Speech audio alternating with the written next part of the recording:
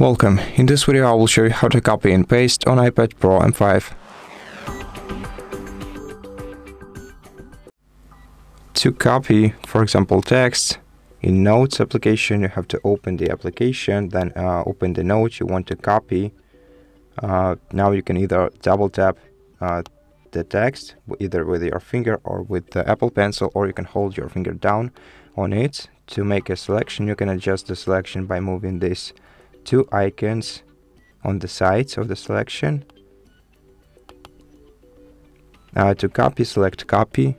To cut it out, select cut. And to paste the text, select paste. Oh, I actually had something else in my clipboard.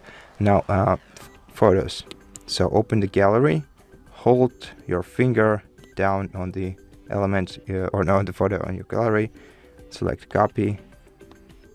Then you can paste it, for example, in Notes, as you could have already seen.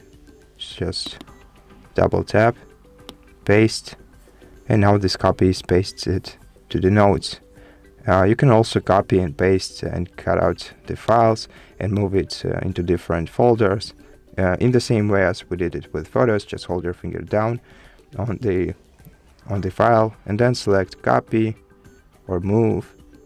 Move is basically the same as cut, but you instantly get to select the directory. So just copy some file and then paste it somewhere else. I suppose we cannot paste it here. Maybe here. Oh, okay. And as you can see,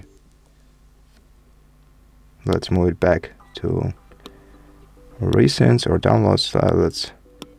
Let's put it into maybe preview. Okay, and tap move, tap replace or save both if you have multiple files with the same name in the same directory. And that's basically how you do it. Thank you for watching this video.